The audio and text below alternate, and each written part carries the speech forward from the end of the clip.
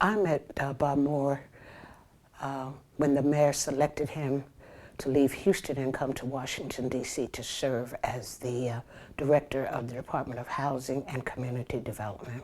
That was in 1982.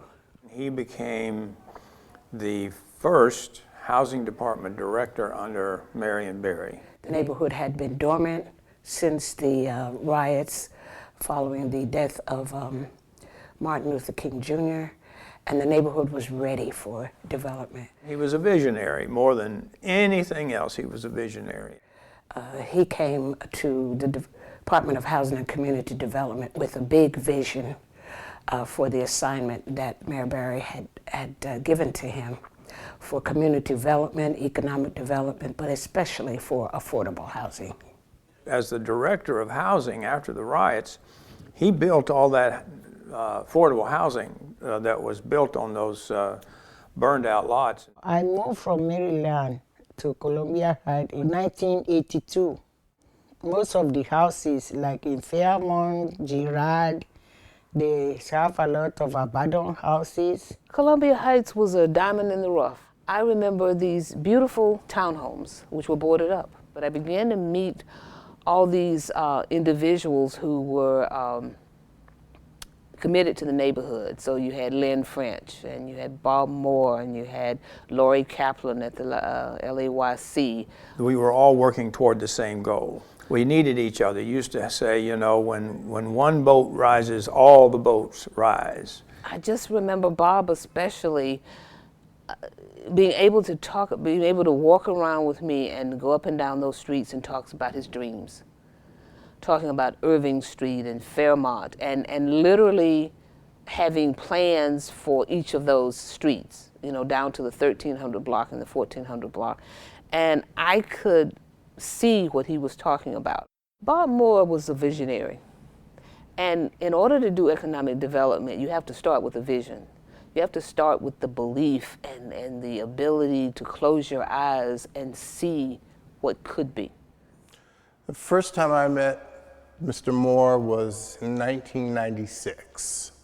And at that point, I actually was trying to establish my first studio. And I was looking for an existing building that I could convert into a dance studio. And so he said, I want to show you something. And he pointed to this lot. He said, have you ever thought of building your own studio? And I told him, no, I hadn't thought of that. We met for, God, it must have been about a year, trying to, you know, put all the pieces together, how we were going to do it. And lo and behold, we won the bid. Luckily, we were able to get enough support to make it happen. Mr. Bob Moore has been a developer.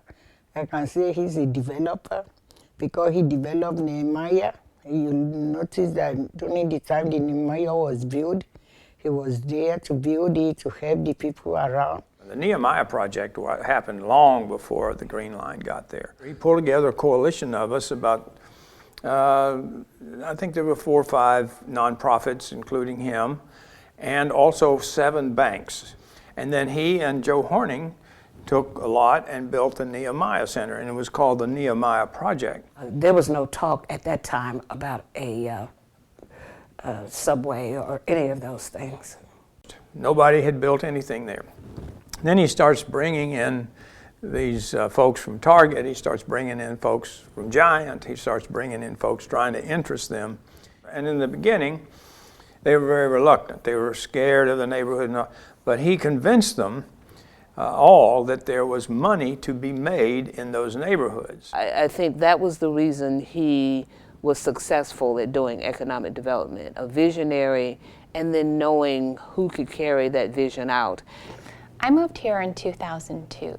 It's so different today than it was then, and it's very easy to see what Bob Moore's influence has been on this area. I don't know, I don't believe it. Another comeback can do something better than what he did. But the future is the future. Okay, I meet Robert Moore in 2006 when we tried to make the CPRB something for develop Columbia Road, that part. That's when Jose Suero told me about Robert Moore and DCCH. It was the best experience about commercial thing I can find in DC. If you are before someone who is looking at your neighborhood or the city as a whole, and they want to come here and they want to bring economic development and they want to bring jobs, what better way to bring them here is a good story. You know, being able to not just give them facts and figures, but to just charm them with a good story about what is and what can be, and then to be able to articulate it. He's a people person. He was able to talk to all races and come to some conclusion about how he would proceed to develop Columbia Heights and hopefully have something for everybody. He didn't encounter much resistance to the development. It was what would come as a result of development. Were people who were already here, were they going to be able to remain here? Columbia Heights is in the heart of Ward 1. It's probably one of the most diverse places in the ward.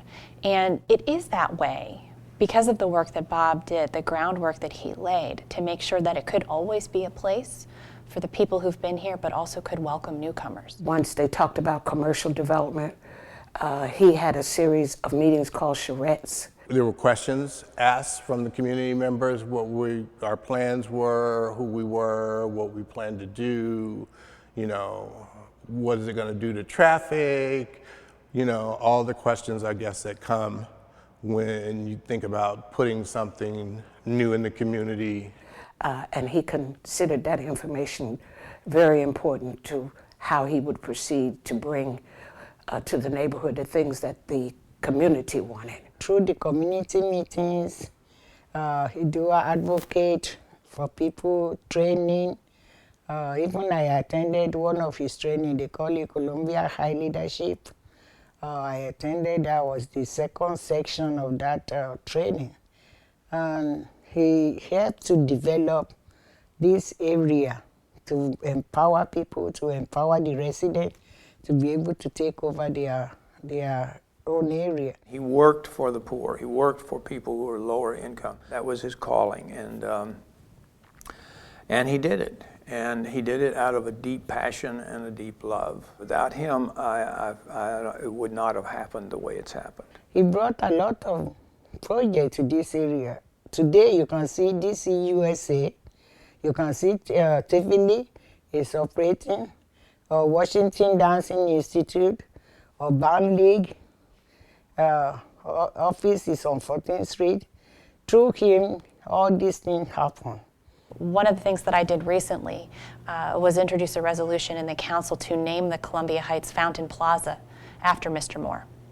Because I think it's really important that as new people move to our community and as we change little by little, that we remember where we came from. He loved the people. He loved this community. He loved what he did. He couldn't ever quit doing it. And he did it till he didn't have any more breath. He really believed it's the people. I hope that we have another leader like him that can take the next step to move Columbia Heights forward again.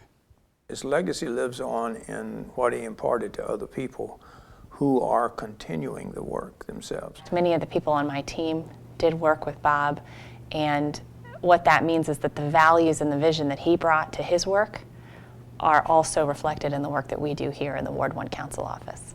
Columbia Heights is indeed a thriving and growing neighborhood, and I think as it goes forward will be even more of a magnet to those who are looking to live a life that Columbia Heights offers. His legacy is the redevelopment of Columbia Heights. I mean, that's his legacy. It's already here.